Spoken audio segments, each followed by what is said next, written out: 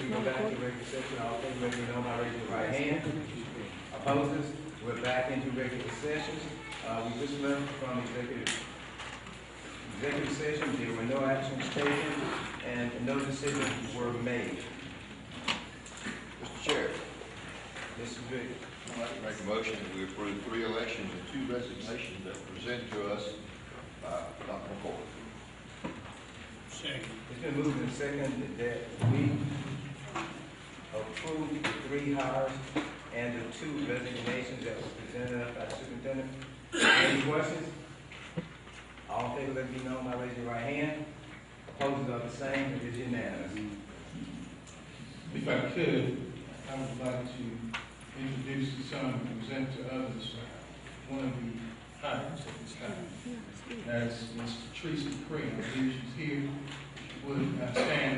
I would like to acknowledge her because she is a local product of Marlboro County School District. She has returned home with having served in the capacity of guidance counselor here in Marlboro County High School.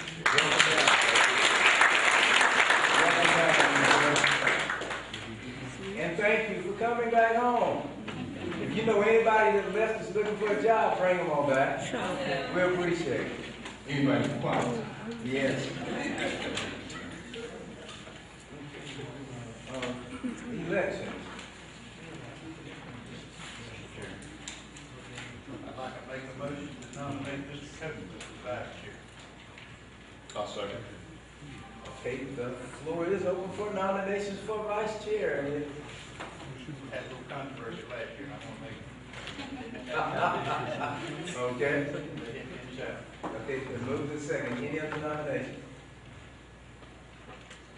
Mr. Chair, Wait on it. from the nomination closed under that name, Mr. Michael Copeland. Okay, it's been moved and seconded. Nominations come to a close. And we have 1 nomination for vice chair, and that is Mr. Michael Coachman. Any questions? All in favor, let me know by raising your right hand. Opposers? Congratulations. Mr. Chair, I'd like to nominate Ms. Janice Bright as secretary. I'll second. It's been moved and seconded. Any other nominations? Mr. Chair, move nomination closed under said name of Janice Bright. Second. It's been moved and seconded that this nomination comes to a close for the secretary.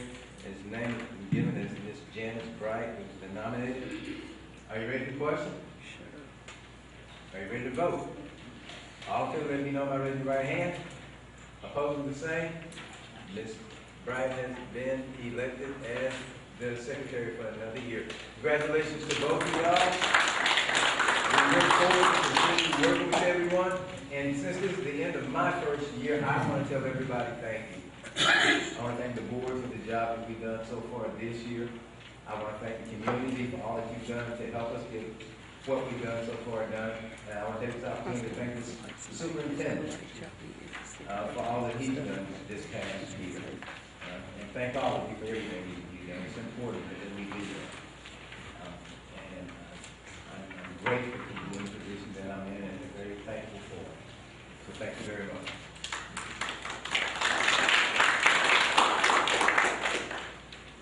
Thank you. Approval of the minutes for November 4th, the regular session meeting in 2019. Chair, I make a motion that we approve the minutes for November 4th regular meeting and December 2nd regular meeting. Second. It's been moved and seconded that we approve the minutes for November 4th, 2019 and December 2nd, 2019. Are you ready for questions? Are you ready to vote? All in favor, let me know by raising your right hand. Opposed to the same? It is unanimous. The minutes for November 4th and November, December have been approved. Points for celebration.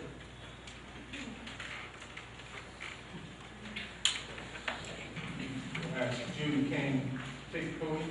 Oh, I'm so happy to be here tonight. Thank you. And good evening, Mr. McNeil, Chairman of the board, members of the board, and Dr. McCoy. And Happy New Year to all of you. Tonight, I would like to present to you a very special student, and that is Miss Essence Covington. Miss Essence, will you come forward?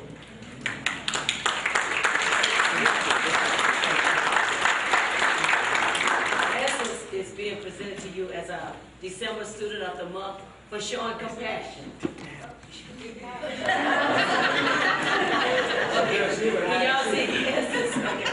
I would like to share with you what Essence teacher had to say about her. Essence is very passionate about what she does and how she treats her peers. Whenever someone is down or upset, she does her best to be a friend, as well as a shoulder to lean on. There have even been times that I have come to school not feeling 100% well, and she has volunteered to be my right hand and or my voice when I need to speak in class. Essence is very attentive to the needs of others, and I consistently see her put herself before others in many occasions. Another way she shows compassion is by tutoring her classmates.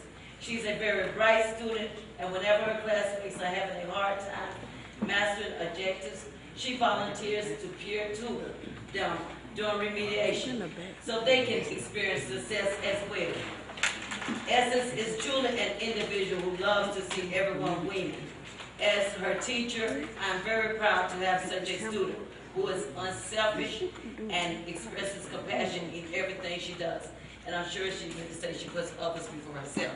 So I'm so proud to present this student to you for Ms. Jasmine Disney. That's her quote. Thank you.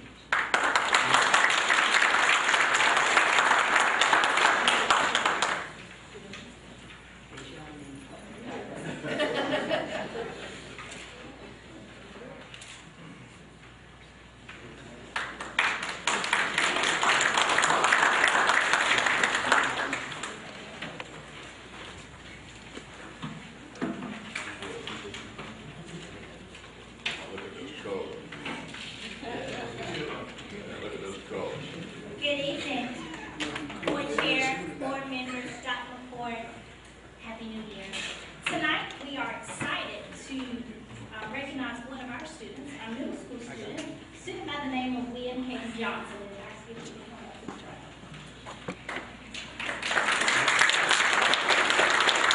You can't do it. It won't. It's not gonna work that way. William Hayes Johnson's middle name should be compassion. Taylor Not is blocking the whole females thing. at such a young age are willing to go the extra mile for others.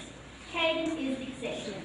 I have yet to hear Caden say a harsh word against anyone. He is so positive, and his positive vibes are infectious. I personally think that he loves and respects everyone regardless of their differences. Caden has demonstrated on more than one occasion genuine compassion for those who struggle either academically, behaviorally, or socially. He treats everyone equally. A student in one of my classes, and this is from his teacher, was having trouble focusing and was often on task. I frequently had to address the student. One day, out of the blue, Caden said, put the student in my group and I will keep him focused. Now, I rarely have to address that student because Caden is there to keep that student on task and focused at all times. Caden has a desire to help others because he is a compassionate person. He is a well-rounded student, so he does a great job for others who struggle. I will again say Caden's middle name should be compassion. He is a role model for students and every teacher's dream. Congratulations.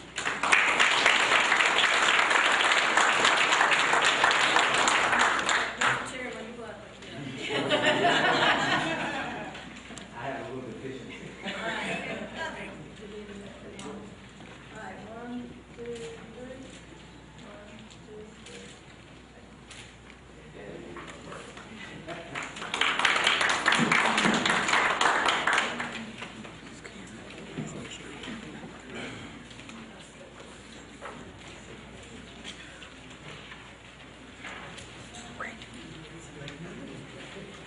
All right.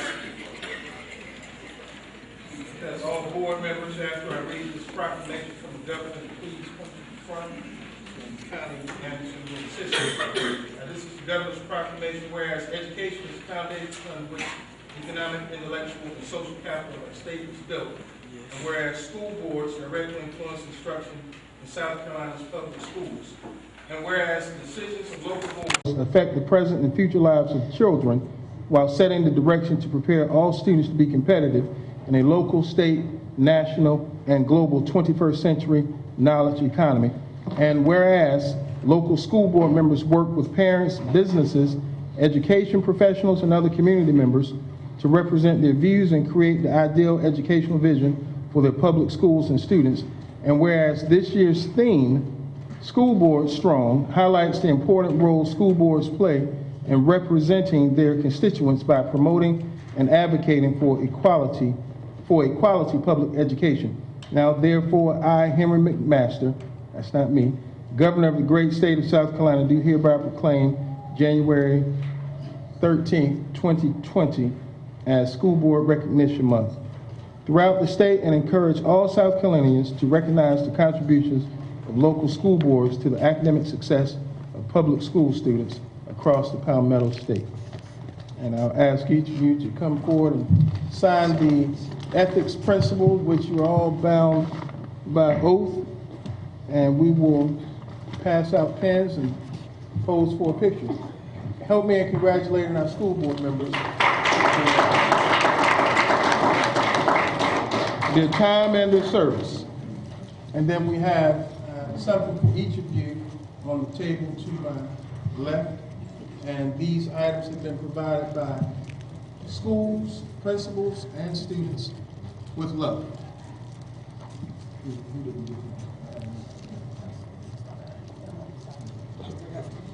They talking.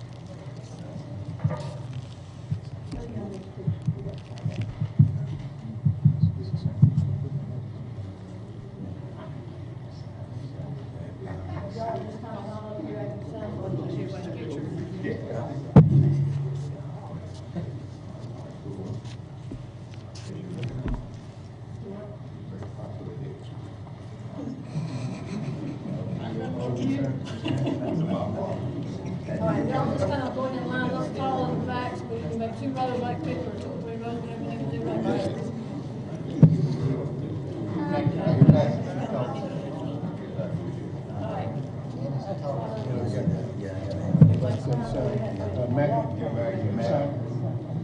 Just gonna get lined up. Next to last. Last and least. You can't get to be in the back, I know that. Come on, man.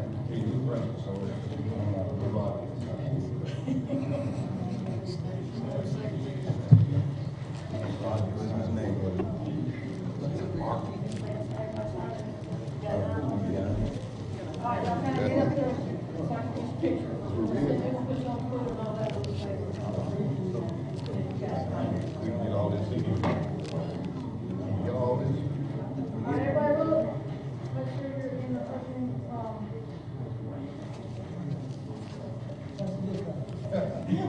One, two, three.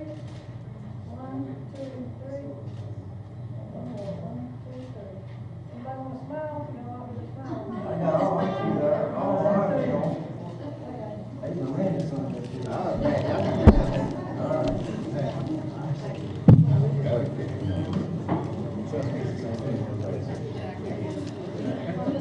Is that true?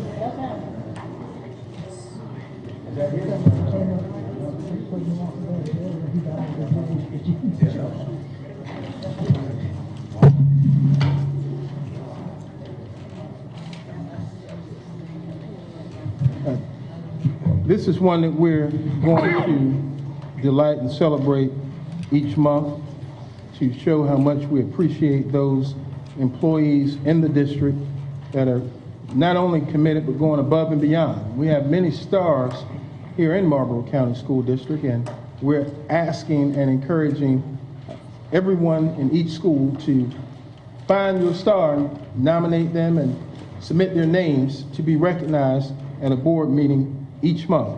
And this also is a recognition that gives me a chance to highlight one of our business partners, one that I think highly of, and that's Greetings. Greetings Meat.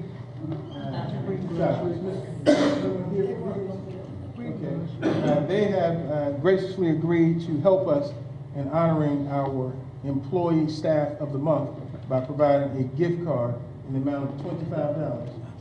which is a lot. $25 gets you 2 New York strips. I know that because I go a lot. It gives me great honor and pleasure to announce our first winner for the month of January 2020. I'm sorry? Oh, that makes it even better. This person does not know. They are here. This person goes above and beyond to help the students and staff at our school. She serves as a member of the school instructional leadership team. She is an E3 mentor teacher, a SERA member to new induction level teachers, and the 21st Century After School Site Coordinator. She exemplifies the motto #345. She loves our students and her coworkers. She cares for students and staff, which can be seen in her daily interactions, and she is always there for everyone. She has the ability to motivate students to do their best and go above and beyond whatever they are going through. She is a model for our students in hard work and commitment. She helps any staff member that may need assistance. She is a wealth of knowledge and readily shares information with her peers. Her science classes have between 33 and 35 students each. Yet she has built relationships with her students, and they will do whatever she asks. You can enter her classroom on any given day and see that all students are engaged and enjoying her science content and lessons. She recently worked on an escape room for the 7th grade students at our school. She put hours into making sure that it would benefit the students and that it was well planned and organized, where students were the leaders of the learning. She not only planned and executed that lesson, but she also agreed to be interviewed by administration about the planning process for this escape room to be shared with her colleagues across the district. She is willing to try new ideas, strategies, and share with others. She meets with her grade level team almost every day, and whatever needs to be done for students, she is first in line to commit to getting it done. She is a true leader and an outside of the classroom. If you would all please join me in recognizing Ms. Cheryl Brigman.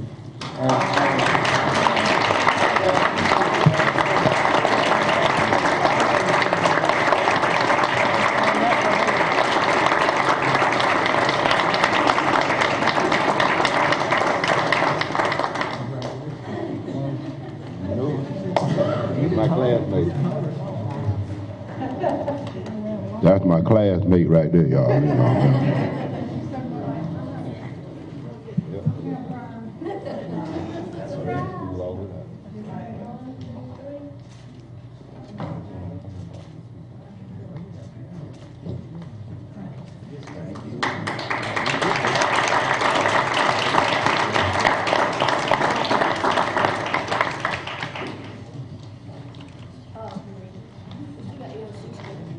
Okay. I'm going to ask Jason to come up.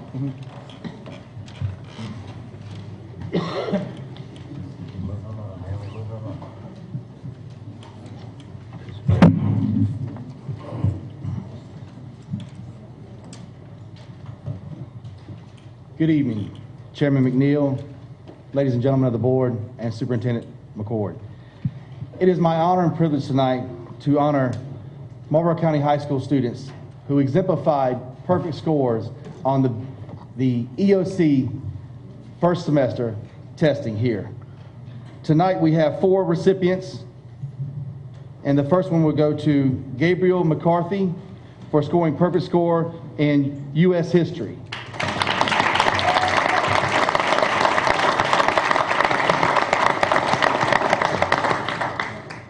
Well, wait, call them all up, call them all up. We'll go back up and shake hands. The second recipient tonight is Dwayne Covington for Biology 1.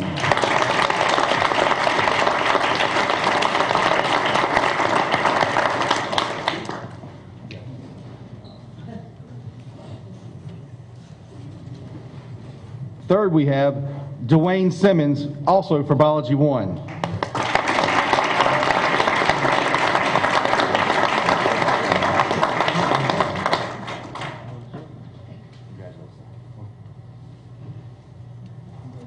And finally, we have Joshua Brown, Algebra 1.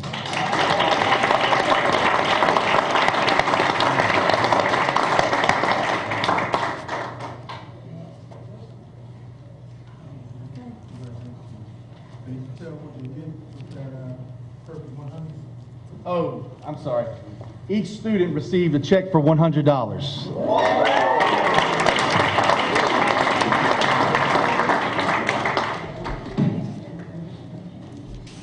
Get away from all this hair. Everybody, kind of get a little closer if you can, guys. I know you don't like too close. 1, 2, 3. 1, 2, 3. Congratulations. Thank you, ladies and gentlemen of the board.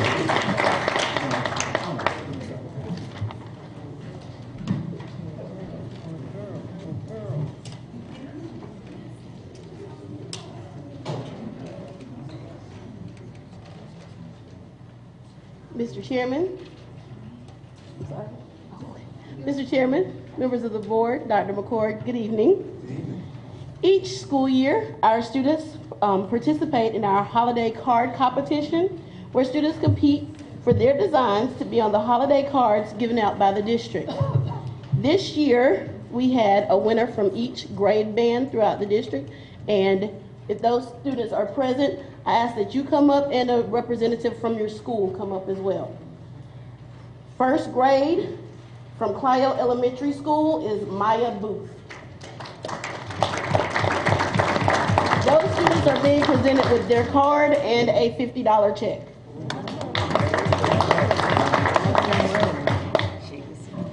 Fifth grade from Bennettsville Intermediate is Dallas Beavers.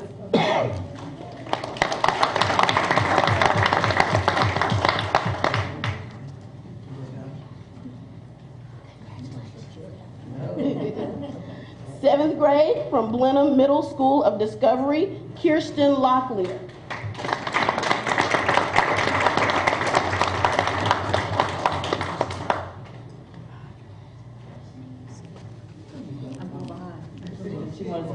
And 12th grade from Marlboro County High School, Adriana Ford Welch.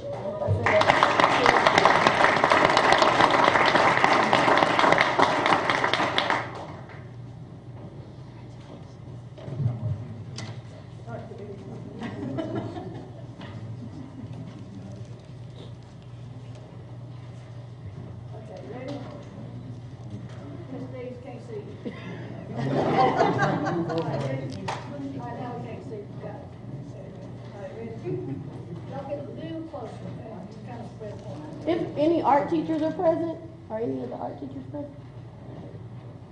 Ready? 1, 2, 3.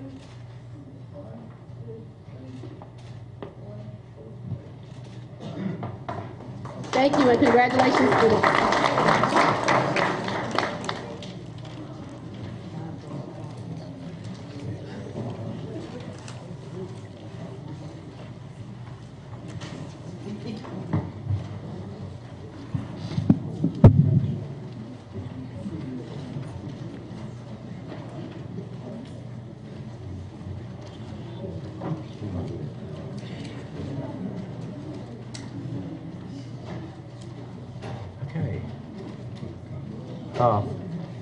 I didn't receive anything for public comments. I don't think there were any. Board items for discussion. The first one is GCC annual leave policy. We will not be doing that tonight. That will be done at a later date. We will be revising, if not all, not all of our policies, so that will be done at a later date. Policy KFR, community use of school facilities. We will do that. Ms. Robinson? Ms. Robinson? James McCall. Mr. McCall. I'm sorry. But Ms. Robinson, let me come up to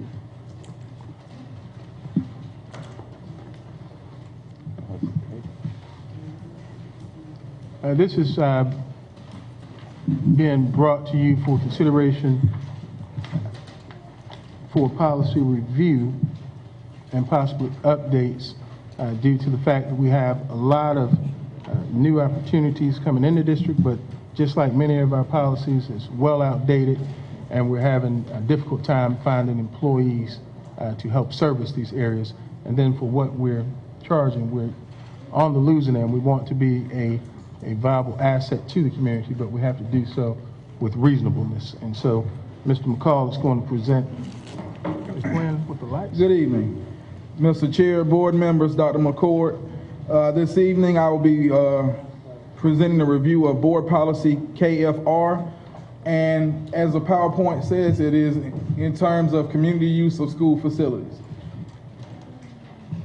The reasons why we think the revisions are needed: 1, the rising cost of utilities; 2, adequate supervision of buildings and property; 3, the costs associated with custodial maintenance and security staff; and then lastly, the minimal cost to offset the small repairs due to wear and tear of the buildings. Now, what is our policy in place for? The policy allows for individuals or groups to use facilities for whatever functional event they have planned. Organizations or associations agree to assume responsibility for the following: proper use of the facilities, supervision and proper conduct during the use of the facilities, and payment for any damages or breakage that may occur. Now, in your packet, what we have highlighted is the use of facilities compared to not only our district, but other districts that are near us. As you can see in the first slide, for instance, for use of our gym is $15 an hour. In other districts, the cost, for instance, in Darlington is $300, Marion is $200. So you can see that the price in terms of what we charge a lot of times is not anywhere near what other counties are charging. For instance, the use of the cafeteria.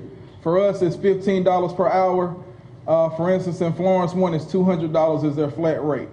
So we are charging far less than neighboring counties, and in some cases, we're not charging for other things that counties are charging for in terms of usage of their facilities. For instance, Darlington County to use their media center is $300. We aren't charging anything right now for use of one of our media centers.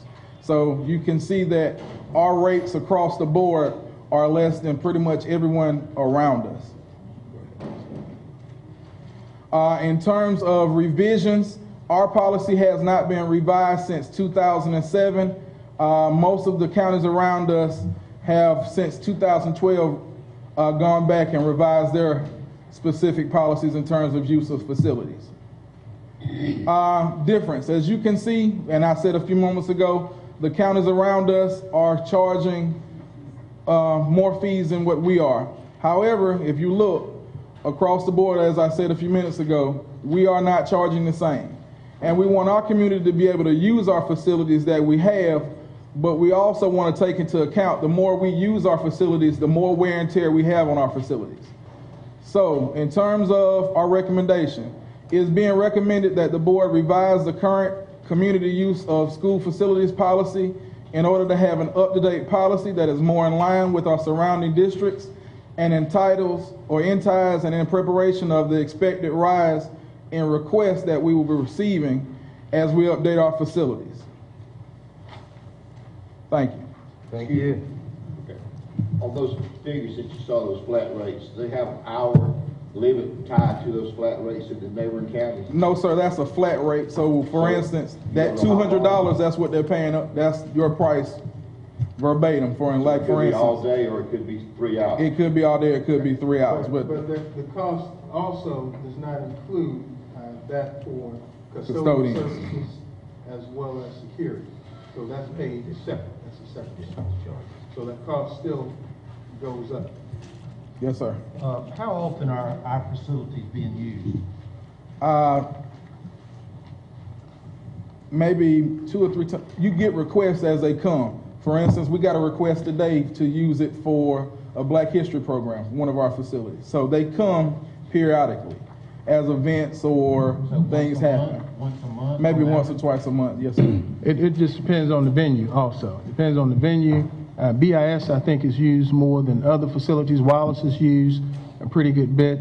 I think we've had some recent uses out at the old school Discovery. I mean, it just depends on the venue and who's making the request. But we do receive monies, and again, as I said, the goal is not to go in the hole for the use of facilities. We also have to pay for the services of custodians, sometimes security, and we want to make sure that we're adequately compensating them for these services. Not to mention the fact that we don't require currently for an administrator to be present.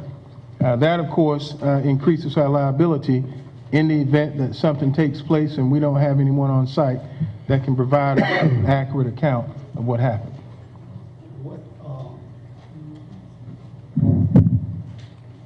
Does the price in these other districts, say for instance, use of the gym, is that a price that they charge to the local recreation department to use the facilities, or how is that? No, that's different. So how do we do that? And currently, we're in the process of reestablishing an MOU with the county and city parks and recreation. And so what we're hoping to do is be able to pair off services. They do for us as we do for them, so to speak. I guess you would call that we already have an agreement quid pro quo. Say that again? We had an agreement. We had an agreement in place up until this year. No, it expired. It expired last year. We've been hoping. I mean, 2019. We had an agreement. So you saying it expired 2019? No, I'm saying 2018. I got here in 2018, and that agreement.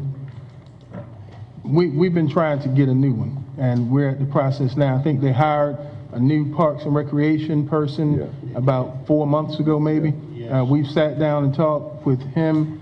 He's actually coming to our principals meeting on Thursday to be introduced, and the goal is to be able to find out what services we can offer them, what services they can offer us, and then try to create a union that'll be beneficial for everyone. And my reason for asking that question is because if we're talking county recreation, these children are part of our community. And it has to be a win-win for everybody. And I don't want to price someone out of being able to use our facilities. That's a large jump. And I understand the rationale behind it. But I also got to understand that we represent taxpayers too. Thank you. And with that being said, we've always had a good relationship with recreation, because these are the same kids that play recreation basketball, same kids play middle school and high school, same parents that take the kids to elementary and primary area, same kids play recreation. So I think we should continue that. Let me reiterate, that is a goal to include parks and recreation. I don't think I've ever heard of anyone requesting the use of a gym outside of an organization that's fundraising. That's different. So I agree with your point, and that is definitely something that we take into consideration. Again, we don't charge for the facility if and when it involves our students. Right. So that needs to be stated clearly. But let's say you have an &1 basketball tournament that wants to come. If we charge $15 for the gym, and they come in and make $15,000, but we wind up paying $3,000 for utilities and the like, it's not even. That's not a win-win. It's not at all. I understand. And this is just something for you to review. And if you have questions, again, now's the time to bring that up and tell us what you would like to see. Barring the MOU with Parks and Recreation, I ask that you review it. And then if we get no revisions, we'll bring it before you next month for first reading. Sounds good. Thank you. I'm sorry. I would like, and it may already be in here, to be honest with you, I haven't read it thoroughly. But if you have a class reunion, I'd like to consider some kind of special pricing for alumni of Marlboro County. Say, for instance, a class of 66. It's included. We have the right to waive fees for certain groups and activities, and I think that has been done. I think, again, the goal is not, let's just face it, we're not going to get rich or pay for our buildings with this. This is just to make sure that we're not always losing. Currently, right now, we are. I understand. And if you look at the condition of our facilities up until recently, they have been neglected for far too long. Okay, if nothing else, thank you very much. Thank you.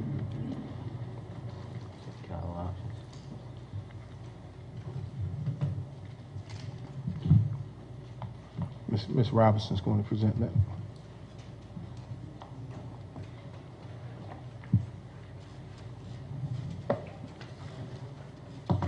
You should have the calendars in your agenda. Yes. You should have 3 calendars in your packet.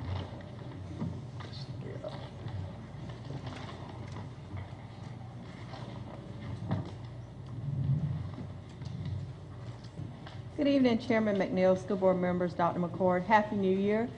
In December, we formed a calendar committee and we met at Blenheim School of Discovery. On the committee were teachers of the year, school representatives from each school, and also district office staff. With feedback from a staff survey that was sent out and also from input that was received from each teacher of the year representative, 3 options were created at that meeting. All 3 options that I will go over with you, if you notice, will have November 3rd off for election day this year, and also 2 weeks for Christmas. And you should have this in your packet. The traditional calendar, option 1, students will return to school on August 17th. Notice that there is only a 3-day break for Thanksgiving. First semester will end before the winter break, allowing for EOC exams, and also the second 9 weeks exams to be given in December to allow for easier scheduling. There is a teacher work day embedded in the calendar in January and March, a professional development day in February and April. Also with this calendar, first semester will be 85 days and 95 days for the second semester. This will allow for early graduates to begin college in January. At the end of the year, Good Friday is a staff development day on this calendar. Memorial Day is off, and graduation is May 29th.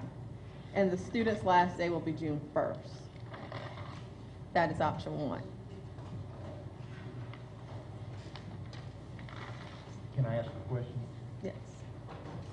I thought they had to wait until at least the 3rd Monday. We're going to get to that. Okay. If I could. Okay. The option 1, what's the last day? School. On option 1, the last day is June 1st for students. June 1st. Okay. On option 2, students will start on August 17th. They will receive a full week for Thanksgiving break. There's a teacher work day in October and January, professional development day in January and March. First semester will end in the middle of January, so therefore students will not be allowed, well, we have the option of taking EOC exams in December, but then of course you will still have to return and the semester will not be over with in January. So students will take an exam, but then still have to come back to class in January to finish the semester. Good Friday before spring break is off, so you will see 6 days off for Easter. Graduation is June 5th, and this is more of your traditional 90-90 first and second semester. And the third option was an early start option. Students will start on August 12th. You receive a full week of Thanksgiving break. Professional development days are in October, February, and in March. There's a teacher work day on January 4th, so when you return back after the Christmas break, teachers will have 1 day to get ready for the second semester. Like the first option, the first semester will end at the winter break. Therefore, students will take their EOC exams and their semester exams before we go home for Christmas. Once again, this allows for early graduates to begin classes in January. In this calendar, you also have Memorial Day off. Graduation is May 29th. And like the first calendar, first semester is only 85 days and second semester is 95 days. Does that cause a problem to 85 and 95? No, It does not. You're required to have 180 student days next year. And we will have enough hours, we will have enough seat hours in each semester. you have 120 seat hours that are required for classes in high school. And by the way, seat time only applies to high school students. However, we have just one high school, and we have to make a calendar that's going to be good for all students. 120 seat hours equates to 80 days. So therefore, a student can miss no more than 5 days to receive credit or make up that time. To answer the question that was asked a moment ago, there is a proviso that says that schools cannot begin before the third Monday. It's been in existence maybe 12 or 13 years, somewhere in that area, but there's language being proposed this year in the legislature to abolish that. However, I did bring to your attention back in November that there is no penalty for a board choosing to vote to start school prior to. It was thought of that it was best to hold off on starting before the third Monday due to tourism around the state. That was a stranglehold that was presented by a certain part of the state, but it held in effect everyone else it held everyone in hostage and benefited just that particular district. However, 3 days prior to starting on the first Monday, I think is what calendar? Hold on, I'm getting my A's and B's mixed up. I apologize. Look here. The non-traditional calendar. Early start option. So we would start 3 days earlier, which would be a Wednesday, which gives time for students and staff to come in, start school, have a weekend to iron out the kinks, and then begin again on the following Monday. There is absolutely no penalty for this. This is unprecedented. However, if it's in the best interest of the students and the schools, then you have that right to vote this in. I will add that we did conduct a survey. We had about 336 respond to the survey, and this survey was sent to the staff, and I believe 54.5% or 55% of staff do like this calendar option. Now, the next step after presenting this to you tonight is to take the same survey, issue it out to the community, let students have a chance to vote, let parents have a chance to vote, and anyone else that cares to share a vote anonymously online, and then bring that back to you in February in hopes that you have reviewed all the calendars. And I'm quite sure, or I feel confident, that you will hear from your constituents which calendar they like best, and you'll have an idea of which one you would like for us to move forward with. You'll vote on it, and then we'll proceed accordingly. Unless something comes to us differently, you have 3 options to consider.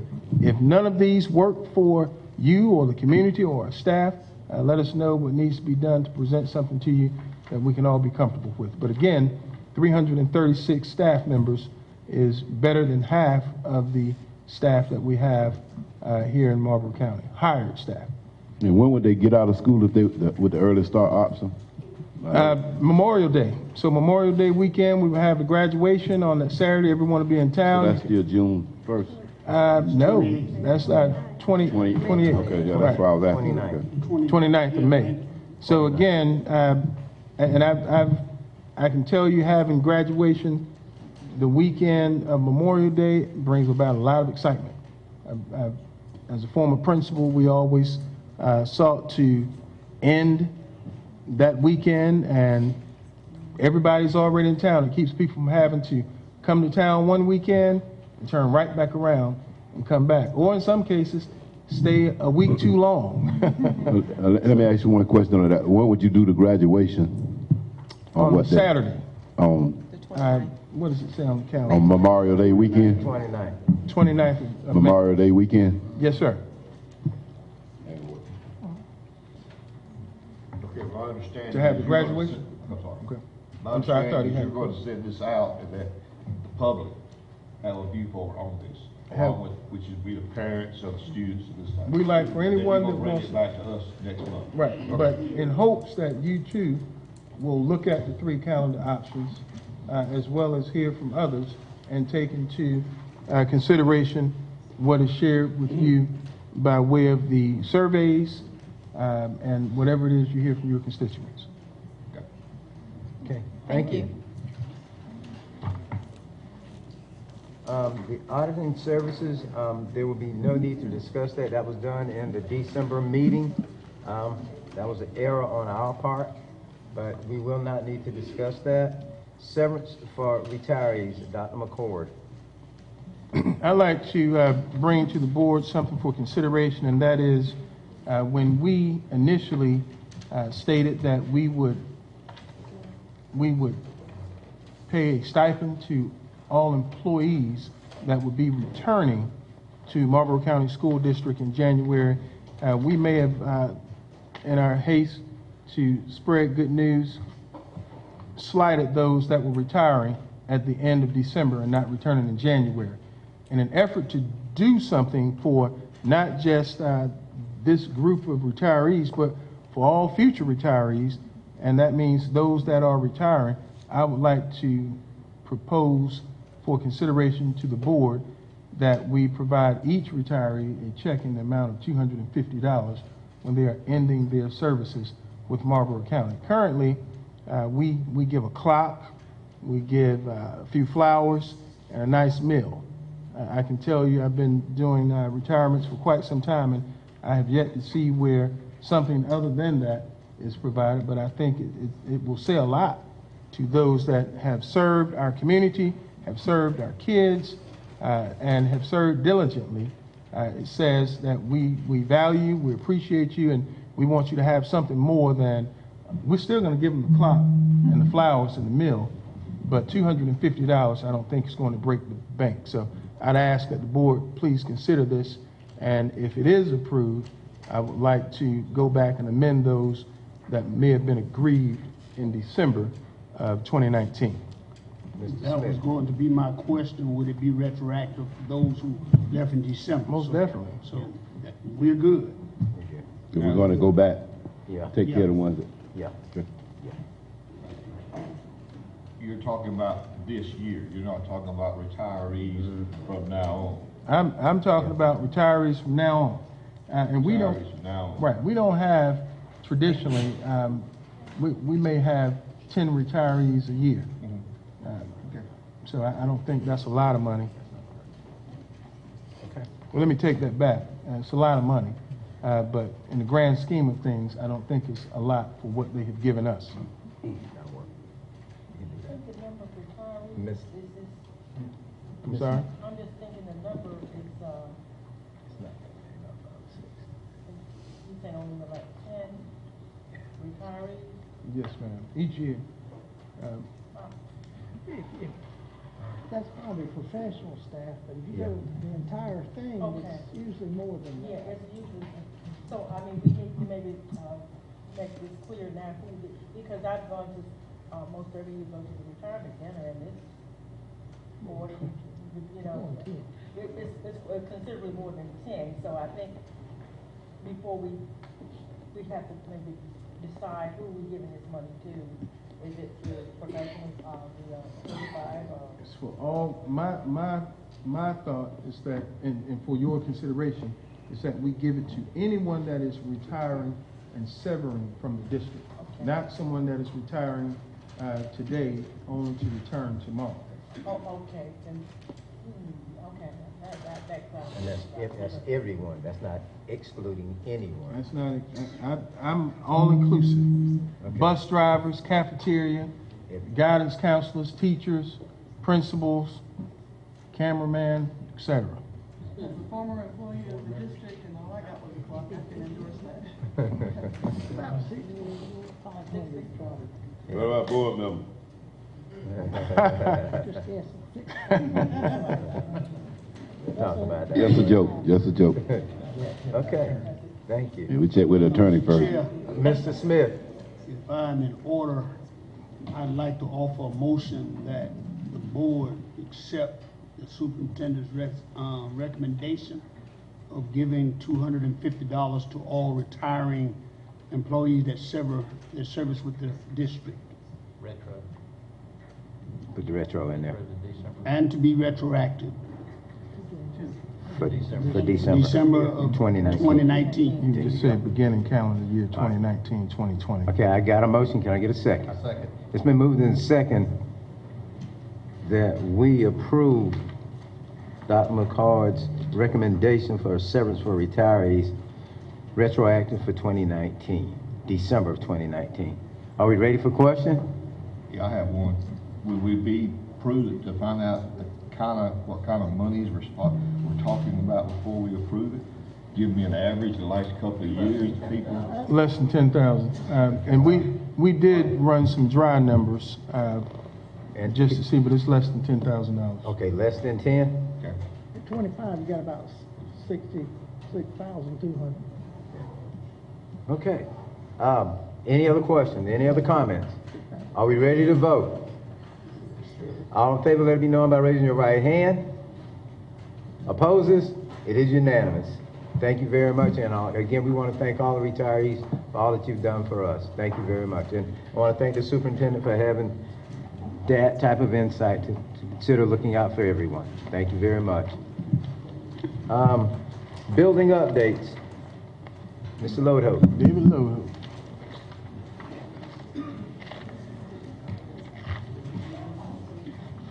Thank you, Mr. Chairman, board members, Dr. McCord.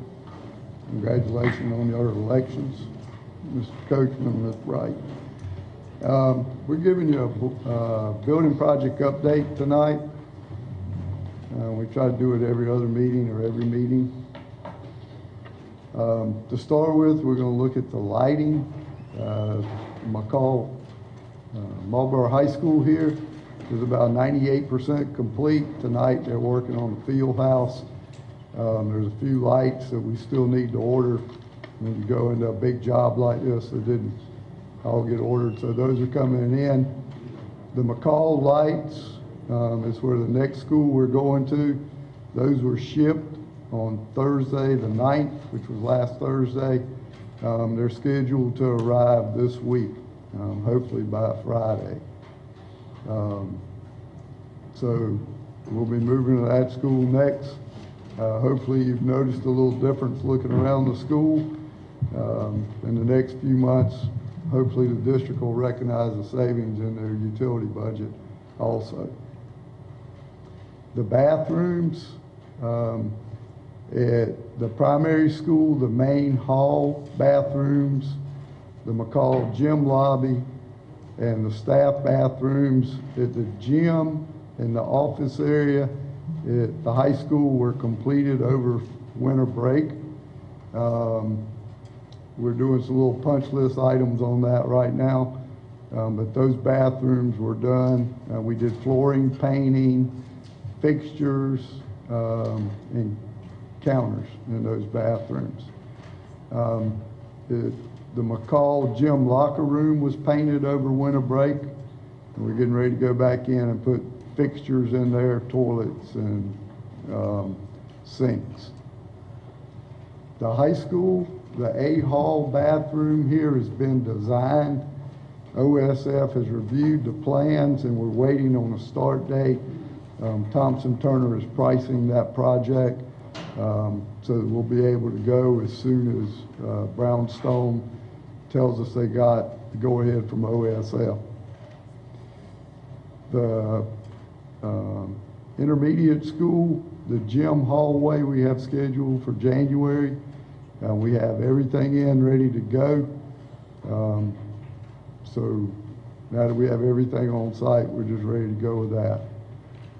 We're scheduling the bathroom on the gym, behind the gym here at the high school, and the McCall student bathrooms that at the far end of the main hall. When you come in the door, take a left. We've done the first set on the right.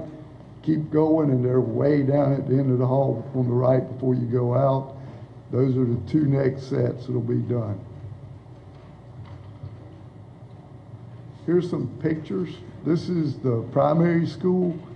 The boys is the blue and the girls is the yellow. As you can see, we replaced the sinks, soap dispensers, hand dryers, petitions. Here's another picture of each of those. This is one of the staff bathrooms here at the high school. And that's another one. These are the ones down at the gym that we did for the staff. This is the locker room on the left, and, excuse me, these are the two bathrooms at the McCall gym that we did. This is another one of the, on the left of one of the restrooms. On the right, that's the locker room we painted at McCall. The doors up Marlboro High School were replaced over winter break. Hopefully you noticed them tonight when you came in. They're at the back entrance at the gym. That was a good project. That got completed within that 2-week period. We made sure everything was on hand before break got here, and then all we had to do was do the demo and the install. The front entrances at Clio and BPS have been redesigned. The redesign has been presented to OSF. They had a few adjustments. Brownstone's making those adjustments. Thompson Turner's providing us an estimate on what it costs to do those two little front entrances at those two schools. In February, we'll bring the design so you can see how they were redesigned to work. Here's the doors that were put in at the high school. This is some during the progress. This is the doors once they install the lights that were on the walkway back there. The track at the high school, paving started. The paving on the track is about 80% complete. Work is continuing, weather permitting. It took us about a week and a half to dry the track out to get the asphalt down that's down. After this rain, I'm not sure how long it'll take, but get it dried back out. But they do have about 80% of it paved. If you go by it, you'll see the high jump area is paved, and about 80% of the track's paved. Once they finish putting down the asphalt, it'll cure, and then they'll come back and put the rubber coating on top of it. We still anticipate having it ready for track season. The scoreboard is in production. It's scheduled to be completed and installed by mid-February. So it should be arriving toward the end of January, and it'll take about 2 weeks to put up. Here's some pictures of the track. It's got artificial turf on the inside. Not yet. That's linear ryegrass. Yeah. The intermediate school, the abatement's complete, demo's begun. All the HVAC units have been removed and some are being stored for reuse. We had an OSF inspection back in November, right before Thanksgiving. There were some issues. We've corrected all those issues. As part of a building project this size, the district has to hire a third-party inspector. So our third-party inspector has inspected our work and submitted their report to OSF. We found out late this afternoon that the OSF and fire marshal inspection will be this Thursday at 9 o'clock. The new addition and auditorium plans are moving forward.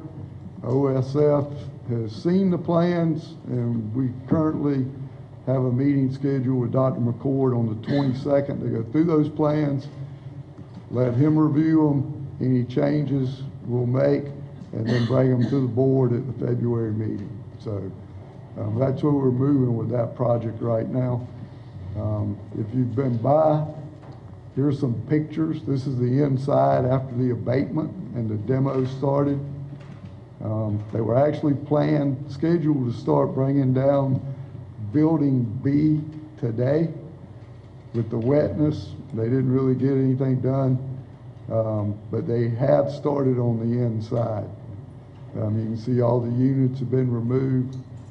The ones that we're reusing for another purpose are being stored at AMI. We had to install a new door. This is across from the gym. And we had to install, you can see on the right, a sidewalk that goes from that door to the parking lot on the left-hand side of the intermediate school. And that's because to the right of this door, probably about 20 feet, was another door that's being abandoned. So we were required to put another door in. There used to be a door here at some point in time, because we just recut out the hole and reinstalled another door. So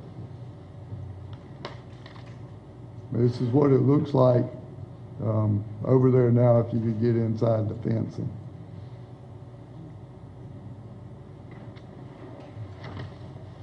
Any questions of Mr. Lodeholt? Not on that issue, but I just want to, have we addressed the lights in the Wallace area yet? I know we was talking about we needed some additional lights. No. And I'll tell you the reason for that is because when they went back out, I thought I shared with you that they were going to reposition the lights to see if that provided better lighting. But we have not done anything to add additional lighting. As you know, that wasn't initially funded. We were able to get lighting at Wallace with the partnership that we have with Marlboro Electric Co-op. Right. But I think if anything occurs, they're going to reposition the lights. But that hasn't happened to this point. Okay. Mr. Driggers? It's been my experience, anytime you're scheduling baseball, softball, you have to do it 2 or 3 months ahead of schedule. If there's going to be a game at Blenheim on the fields, it should be scheduled now, middle school. The fields are not ready at Blenheim. When are they going to get ready? I'm be honest with you, I'm not trying to be ugly, but I'm getting a little antsy up here. You know, those fields have been sitting there. It's time to finish the fields at Blenheim. It's time to get the fields finished. It's time to put the bases down. It's time to lime it all. It's time to have it ready to play baseball and softball on it. That field has been worked on now for a good while. Now, I'm not trying to be difficult, but it's time. Let's step forward. Let's do it. I understand lighting costs extra money. I understand we're looking at some different avenues as far as portable lighting, but it's time. And that's not David. That's me. And Okay. so I'll be more than happy to respond to that. I can't tell you I agree with you 100% that there's been nothing done to the fields, because I think a considerable... No, I didn't say that. I said it's time to complete them. And let me get to that point. We recently had the high school students go out and do a great job, I think, in cultivating the soil and planting perennial rye to help put a base down for the spring. The fields will be lined, the clay will be drugged, and I'm hoping that they'll be ready. But I also want to go back and remind you, I said last year that the goal was to have the fields ready for play this year. But we can't negate the fact that they were in such disrepair prior to with us beginning on it. So I think we're on schedule. Now, as far as the scheduling goes, I leave that up to the middle school and the high school athletic director. But in terms of having the fields ready, the goal is still to have the fields ready by spring, in time for play. So I don't know what else I can tell you about that. Well, I think we actually said August, because this past year I was told. But that's okay. We're not going to get into the nitpicking on that part of it. But the fields have to be, the scheduling has to be done now. If the fields are not done now, I don't know if Coach Collins is here or Ms. Driggers is here, either one. But I think Ms. Amy Driggers is in charge of the middle school scheduling, is my understanding. Have games been scheduled on those fields? If they have, then that's fine. Maybe we'll have time to complete them, put the bases down, get someone out, turn the angles with a transit, so we make sure we got them on line, got the bases set at 60 feet or whatever it takes. That's fine. But I want to make sure we're participating in some type of sport out there this spring, because as I sit here and say, those fields have been, not under your watch, but those fields have been planned, those fields have been waited on, those fields have been started working on now for a good 3-4 years. Again, not under your watch, but it's time to have them completed. Wallace too. We just need some lights so we can go out there and play. Let me, and I'll say again, and I appreciate you saying not under my watch. I think we've done a lot under my watch in getting them done. So all I ask is that you continue to provide us with the time to get the fields right. They're much better than they were. They're not what we would like for them to be, but they are much better than they were. So in terms of the scheduling, again, I leave that to the athletic directors, and I'll find out if there has been a schedule. I think you spoke with someone recently. I spoke with Coach Collins. Right. I spoke with So, I have not spoken with Ms. Driggers, but I will make a point to speak with her. Right, and I'll find out on tomorrow if there's been any update than what you heard last week. Thank you very much.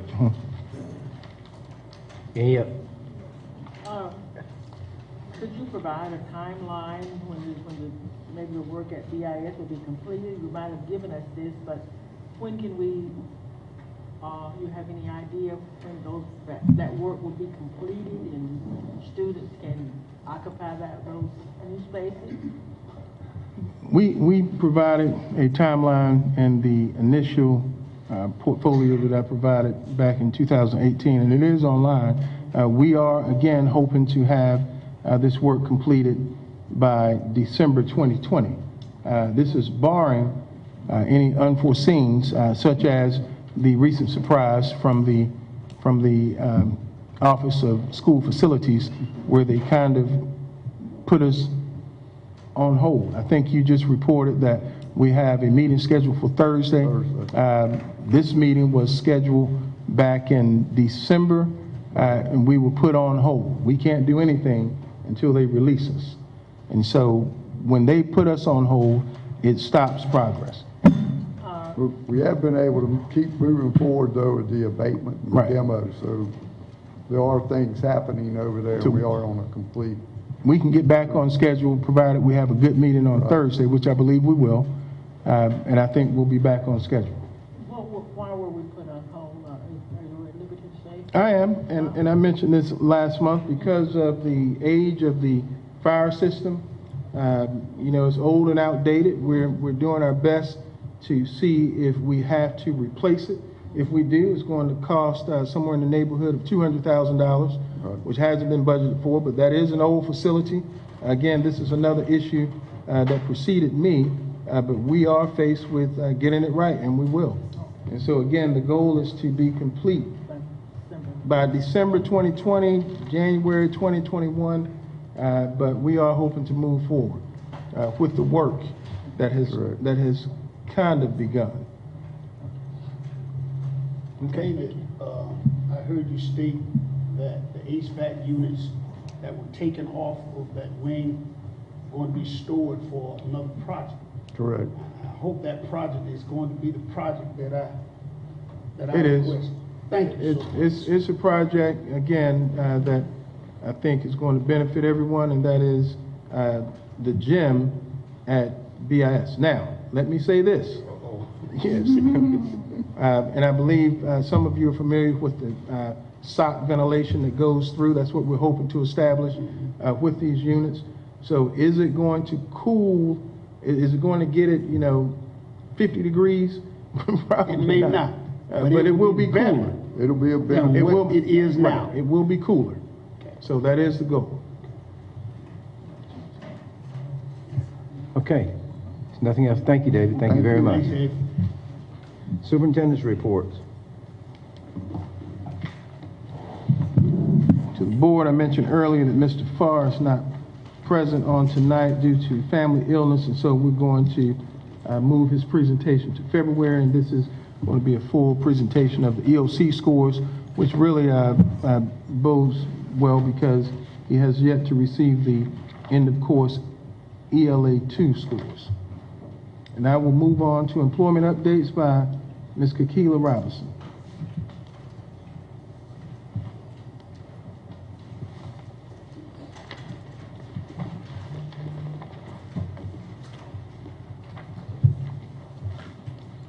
Good evening once again, Chairman McNeil, School Board members, Dr. McCord.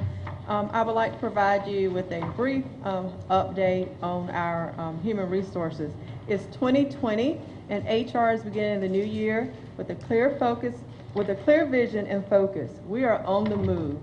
In January, we started the year, as you saw tonight in your packet, by bringing on 4 new employees, one of which you met tonight.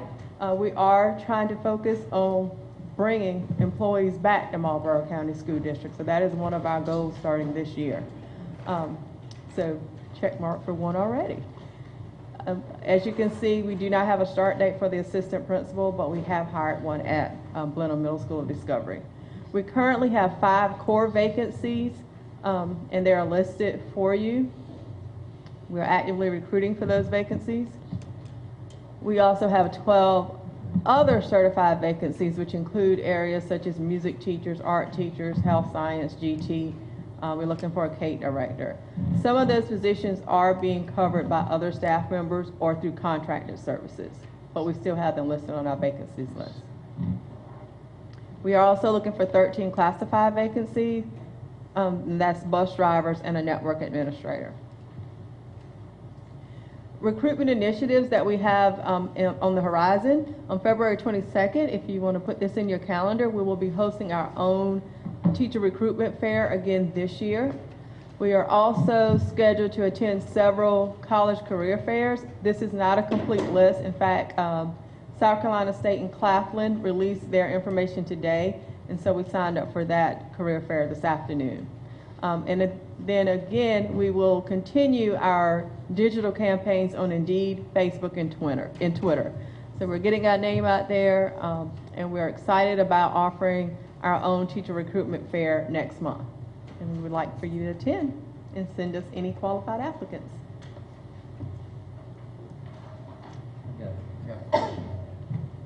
Looks like you're doing a lot of good things, and we appreciate that. I've got a question about the bus driver shortage. I understand that throughout the district, 12 bus drivers, we need 12, that kind of puts us in a bind. But a lot of the schools they're getting there late, and specifically one that I've heard a lot about is Blenheim. Can you address that? Can I defer that to you? I'll ask Mr. Herbert McNeil if he's present. And while he's coming up, I do want to add, there's a shortage of bus drivers, not just here locally, but also across the state and across the country. And you've heard me mention this before, and I'll mention it again. We are very proud of the bus drivers that we do have. That's a very difficult job. To have someone decide to dedicate themselves to transporting our most precious assets, we need them to be laser focused on the road, and for what we pay, and not just us, but universally. Sometimes it's hard to attract candidates because of this. Once you get a CDL, you're licensed to drive for anyone. So you can go drive for Walmart, you can drive for Lowe's, you can drive for Piggly Wiggly and make more money, and your cargo is not talking. So we train, we give free training for potential candidates. Some stay with us, some choose not to stay with us. Because again, once they get that CDL, they're open game for an abundance of employment opportunities. And so that is something that I want everyone to consider. But Herbert can respond to Blenheim, and it's not just Blenheim. We also have had some issues with BPS, and I think they've done a yeoman's job in trying to address it. Good afternoon. Well, good evening, I'm sorry. I'm pretty sure since we've been back after the holidays, it's a whole lot better every place. We only have like 3 buses that's short right now. And before we got out, we had like 9. So it should be a whole lot better. Now, nobody's been late this week. We've covered all routes because during the holidays, we picked up 3 drivers during the holidays. We were out training. You know, John Young got some trained. He and Mr. Harrington got him trained, got him licensed, and we're rolling. Okay. Yeah.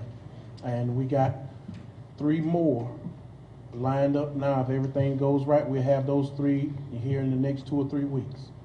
And by the way, when we say we have 12 vacancies, that also includes the overage. And so what that means is the bench or the bus or the substitute. So if we have 60 drivers, we like to have 67 drivers on staff, so that if someone is out, we have someone to cover the route.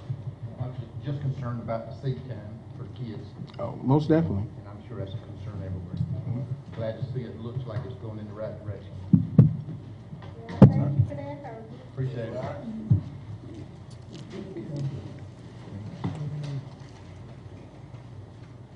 Financial report.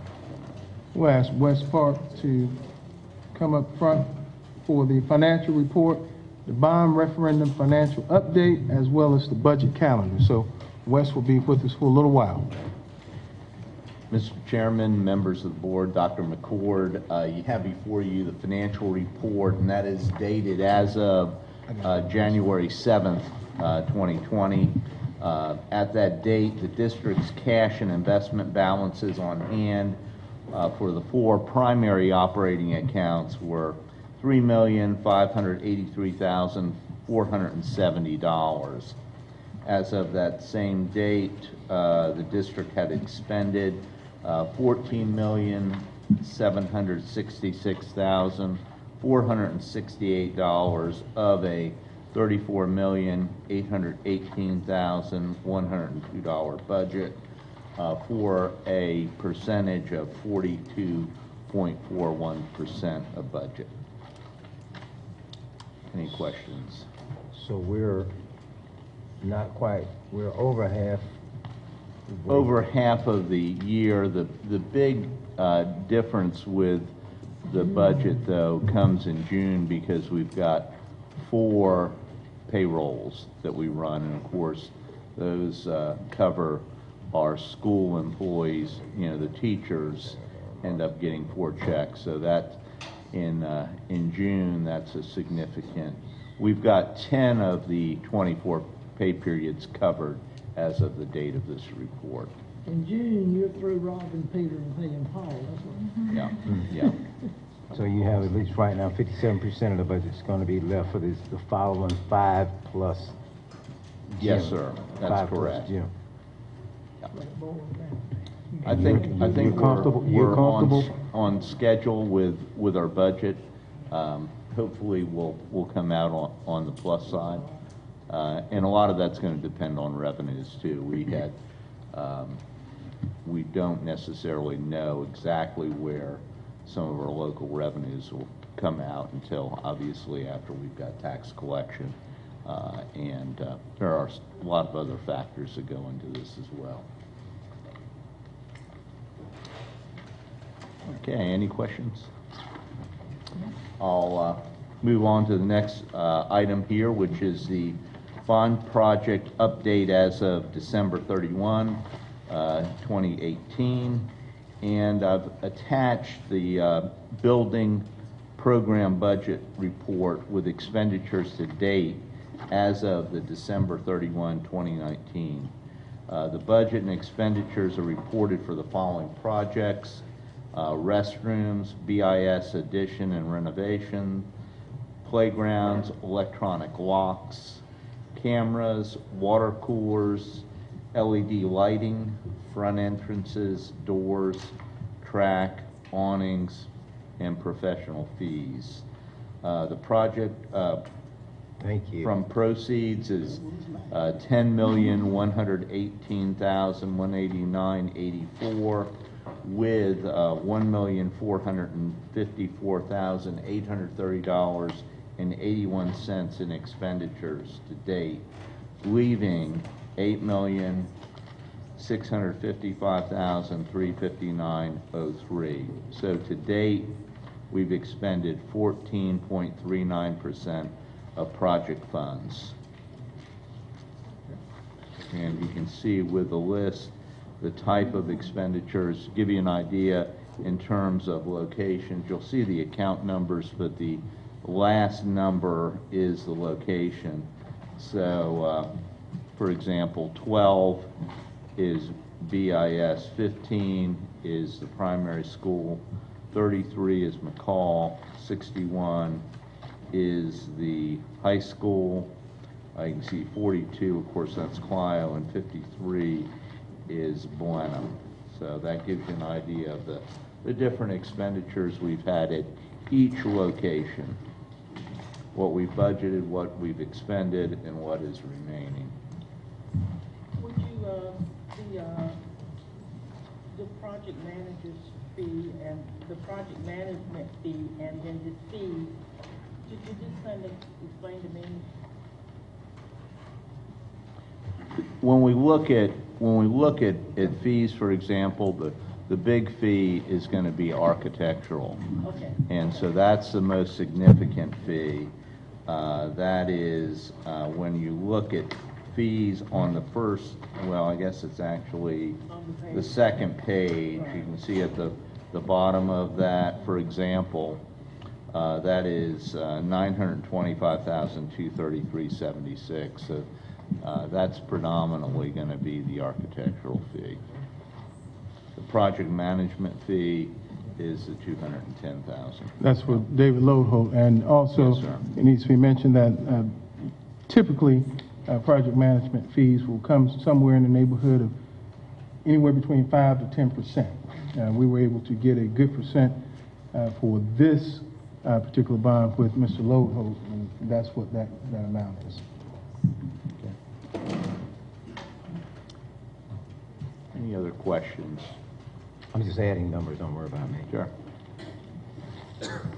So the architecture, the fees of the $925,233, that means that, so you're looking at the gym, Well, that would, go ahead. that would be all of the design fees, all of the schematics, the drawings, and then of course, there's project, there's services associated that the architect has to make certain that the work that's being done is compliant with the plan. So, quality of service. When you look at that project, it's about 9% of budget. And for a renovation project, that's pretty. I think that's a reasonable number.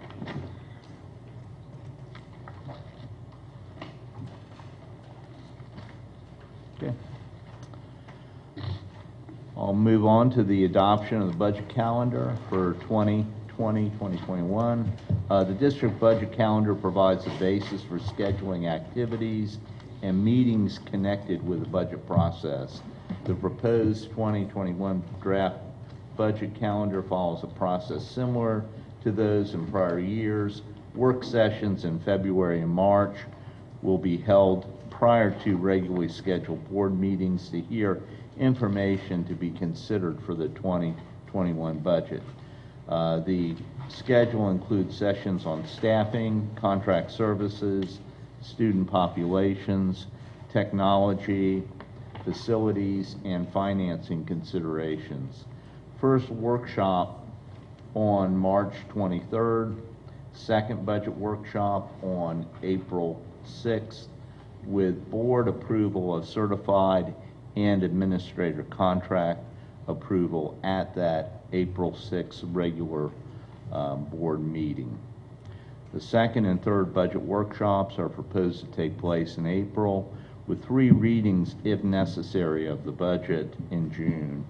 No Saturday budget work sessions have been included in this calendar at this time. Calendar can be revised to include additional sessions if desired. My recommendation here is that you approve the budget calendar as proposed.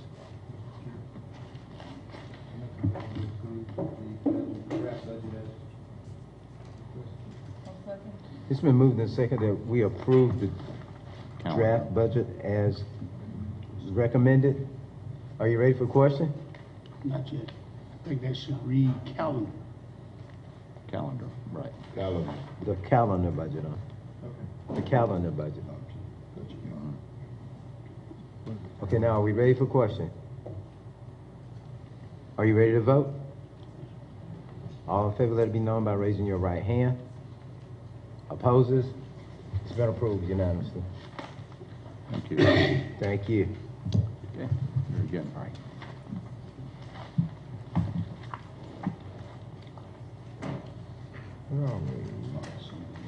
Policy development and implementation. Our board attorney is present, and we would ask her to come forward, please.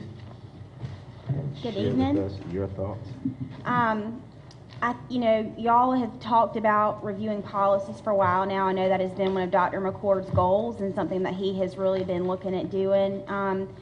And since we've taken over representing the district, just in questions that we've received from the district about policies, there needs to be a lot of updating. And so what I would recommend is that y'all do that section by section, that the board host specific workshops to do that. And I think you can get it done in a calendar year and a half. If you commit yourselves to doing it, you really put your best foot forward. So if that's something that y'all would like to do, what I will do, Chair McNeil, is I will send to you a proposed schedule and some fees associated with that so that y'all can start thinking about how you want to move forward. And I would recommend starting that after your budget stuff is over with, because y'all got a lot of work to do with that coming up. So that would be my thoughts on how you move forward with getting that done. Okay. Any questions? Any comments from anyone? Any thoughts? Well, would it be possible after we get all of the policies updated, that there'll be an annual review of policy to determine whether or not we need to update? We can look at that, and what I would say is y'all have the benefit of the South Carolina School Boards Association, and they typically put out policy updates and recommendations yearly or annually, and those hit on the highlights. This is just going to be a major overhaul what y'all be doing now, but you will be able to keep up with that now that you get it all taken care of. That would be a good thing for y'all to stick with every year. All right, thank you. You're welcome. And that's actually, if I can, a good segue, if no one objects to this action that the board has to take first reading. If you don't mind, could we move that to this? Because what you just stated, South Carolina School Boards routinely sends out updates to policies. We also, West Come Up, have state policies that come out that we need to be in line with, and this was noted in our last audit presentation that we were deficit, and we mentioned that we have corrective actions in place. This is one of those corrective actions, and so I'll let Mr. Parks talk about that procurement matter. Thank you, Dr. McCord. I've got attached a revision to the district's procurement policy, DJR, which incorporates a number of changes that allows the district procurement process to be more efficient and compliant. The changes as proposed are for first reading. The last change to the procurement code was March 2016, which allows school districts of Marlborough County to provide local preference option to county merchants, vendors, and contractors. So that was the last revision that was done. The changes to the procurement policy are required to address a concern that was expressed in a Title I monitoring visit.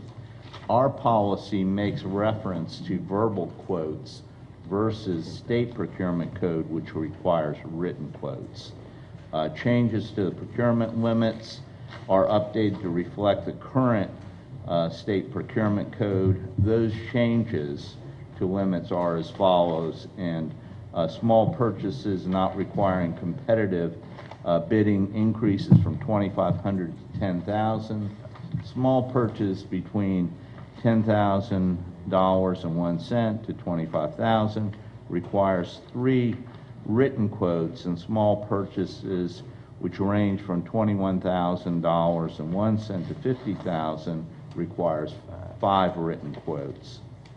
Other changes include a provision for sole/single source procurement, which allows the district to select a single source provider when only one known supplier can meet the technical requirements, when standardization of existing equipment allows for same parts inventory and continuation of existing service, when market conditions only allow for one supplier to provide the equipment, materials, service, or supplies to a site by a required date, when existing contract allows current suppliers to complete the change order at the lowest cost to the district, when use of a supplier is required by a contract/agreement or granting agency, and when upgrades to software hardware systems are needed from a proprietary vendor. I'll have you turn to the first change in the policy, which is on page 7, and you can see item 28 is a provision for adding single source to sole. And the change here is, rather than stating only, we're stating that the best as the option. So I'll read the full sentence. Sole/single source, a method of procurement used where districts' needs can best be met by one method, means, or item. Price is not an operative factor inasmuch as the cost is not pertinent where the needs are unique and can best be satisfied through a single vendor. I'll have you turn to page 13, where you can see under A, B, and C, we've identified the different changes in ranges in terms of what qualifies for small purchases, the 10,000, the 10 to 25,000, the 25,000, 1 to 50,000, and then we discuss the sole single source procurement, and you can see the various changes in that in the document where it talks about the condition of use. It talks about the award to justify single/sole source. We've added item F, which includes where only one known supplier can meet the technical specification or has a required experience to provide the service. G, where standardization of existing equipment will allow for same spare parts inventory or continuation of previous service.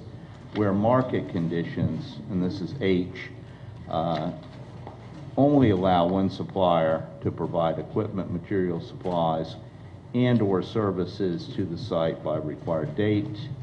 I, where existing contract allows current supplier in the form of change order to be best positioned to provide services based on skill, knowledge, familiarity with the project so that the district recognizes cost savings for the additional work. J, where use of a supplier is required by contract/agreement or granting or other governmental agency.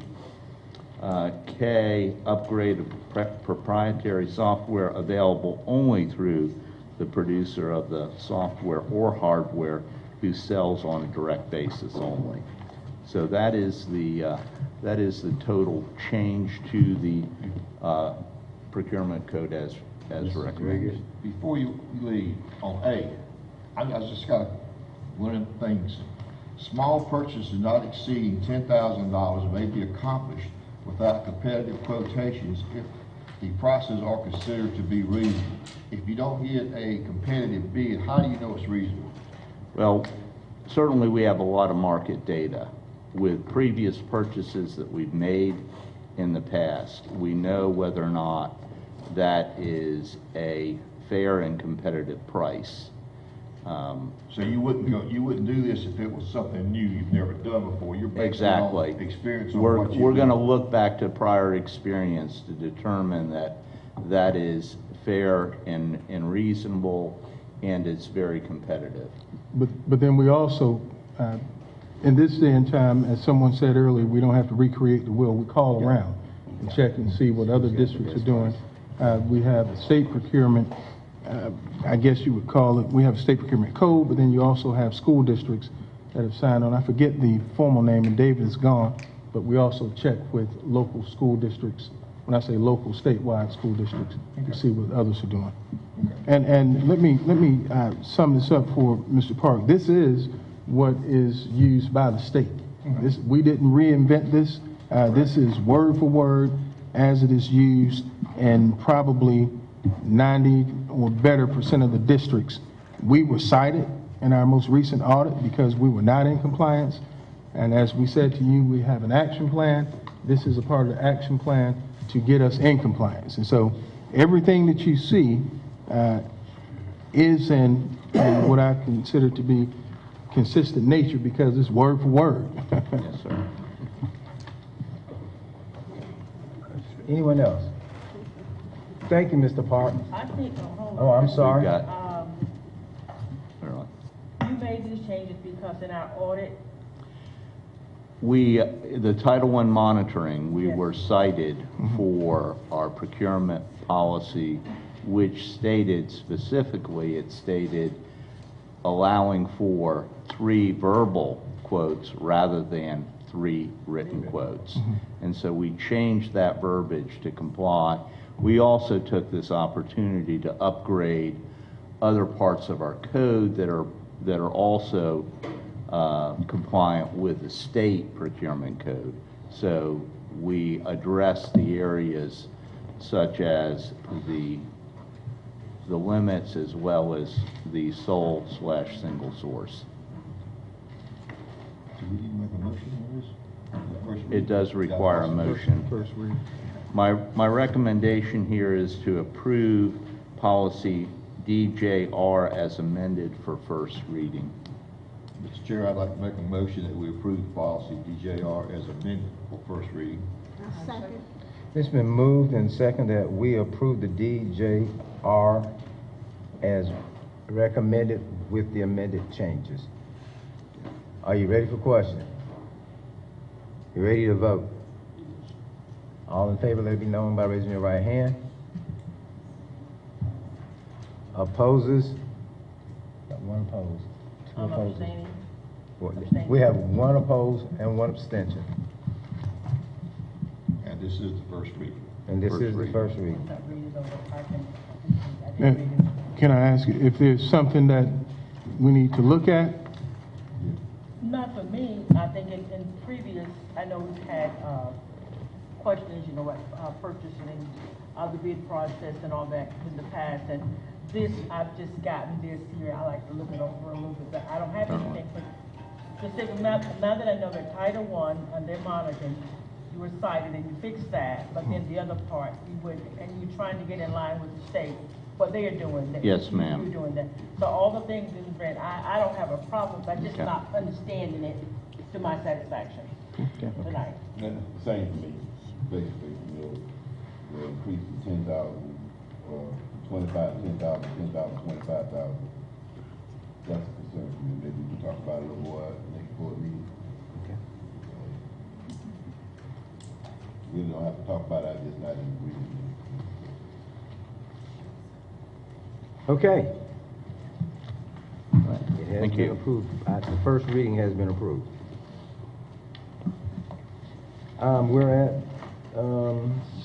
supervision and evaluation of the superintendent's contract. Chairman McNeil. If you were here the last board meeting, and part of the superintendent's contract says that we would have to notify him by February 1 to let him know our intent when it comes to extending his contract. And it's something that we must do. It will have to be done by February 1st. And we have decided, hopefully, to address that tonight. And in doing so, I would like to say that I appreciate everything the superintendent has done in the past year. He's done some exceptional work. He's been a great steward of our finances. And I think there he's gone way beyond. And he's made himself he's been very, I would say, available in the community. He's been out and about in the community. There are always some things that I can improve on in my lifestyle. So it's hard to say that there's some things that we aren't looking forward to in the future, and hopefully we will address those things when that time comes. I do appreciate all of you done the past year, the past 2 years, year and a half. I would have to say the past year because I've only been here a year. And if there is a recommendation, at this time we can ask someone to make that recommendation. Mr. Chair. Mr. Driggers. I move that the board exercise paragraph 10, the renewal provision of Dr. McCord's contract to extend his contract for 1 additional year with the understanding that Dr. McCord will continue to move our district forward in a positive direction to benefit our students and community with emphasis on our education program. It's been moved and seconded that we extend the superintendent's contract for 1 year with the stipulations of, if you'll read that again, please. He will continue to move the district forward in a positive direction, to benefit our students and community with emphasis on our education. Are you ready for question? Question. Question. Discussion. Discussion. I'd just like to thank Dr. McCord, what he's done for us during this time here, and we did have expectations for him when he came here. He's done a lot of great things in this community for us, and I appreciate everything you've done. He had a 3-year contract, and I know Dr. McCord wants to have more time with the district and to see where his future is, because he did buy a home and come here, and we appreciate him having that much faith in us to move here. And I hope his contract goes on into the future. But at this point in time, as far as me, and I think we could have waited a little longer, but it's whatever the pleasure of the board, that's the pleasure of the board. My main focus is to make sure the students in the community get what we want or what we need here, and that is moving our children forward, educational-wise, and I know that he's going to work towards that, and I think we have time to see that before we make the decision, but whatever the pleasure of the board, let's move forward. Thank you, Mr. Coachman. Any others? Are you ready to vote? I'd like that. Just as a clearing point, I've had people ask me, are y'all going to give the superintendent a new contract? Superintendent has a contract. We're not talking about whether we're going to give him a contract. We're talking in terms of extension or renewal. We're not, if we voted no tonight, he still has a contract. And I think the community, some of the people just didn't understand that that's not what the board is doing tonight. So I just want to do that as a point of clarification, that Dr. McCord has a 1.5 years on his contract, whether we vote yes, no, or otherwise. So if we could make that understood, just a point of clarification. That's fine.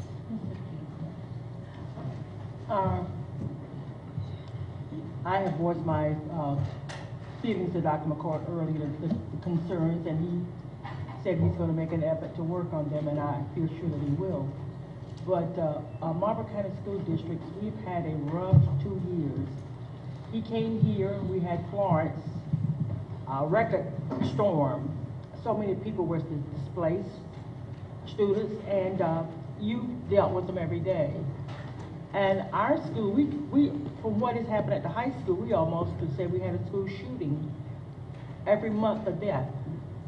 And when you're dealing with everything you got to deal with, and then plus students, something tragic, the accident with the young girl, the other 3 young people that lost their lives or whatever, that had to be, he had to deal with that as well as everything else. I'm saying that to say that almost unbelievable odds, he's kept us afloat, he's kept us going, and he still now wants to give the retirees money, and he gave everybody money back in November. A very good steward of the money, but I'm still holding him to the graduation rate and get the funding back up for our students so they can get money. Everyone says there's money on the table. Then that's going to be something that he has to deal with, the people who does that type of work to make sure that we get the money coming in here so that our kids can go to college on scholarships. We've done it in the past, and I feel like we can do it again. We can get that graduation back up where it was. That is the two main things that I'd like to see done. And we talked about this early on, and he's made a commitment, but considering every time you turn around, even coming back to school on Monday, a situation that we had to deal with. If he had any plans of trying to put anything educational on the table, he had to deal with that issue. If he had anything to meet with his teachers or any of his staff to do anything educationally, when the tragedies come in, those other things kind of take second place as they should. So our district has had a difficult year, and I applaud all of you for the work that you're doing. Stay the course, because we've had it. We've just had some, but just stay the course. Okay. Are you ready to vote? All in favor, let it be known by raising your right hand. 1, 2, 3, 4, 5, 6. All opposes? 2 opposed. It has been approved.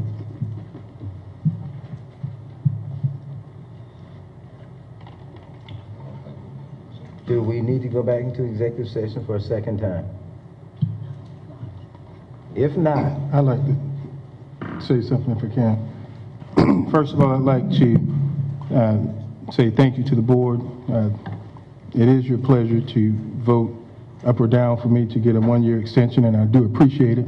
To the citizens of Marlboro County and to the staff especially, I've enjoyed my time here.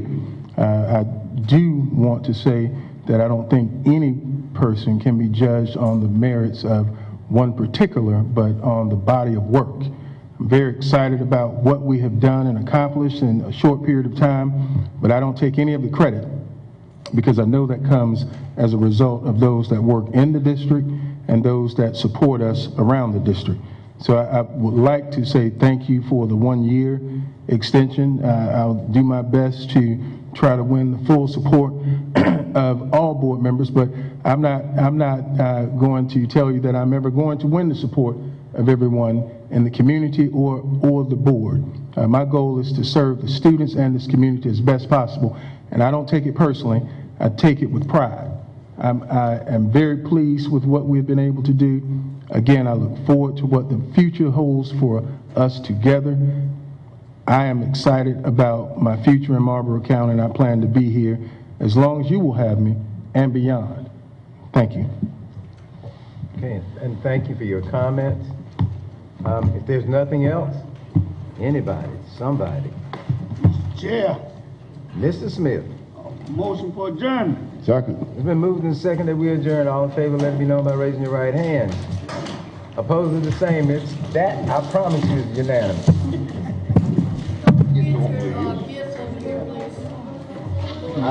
Don't nobody go in the room.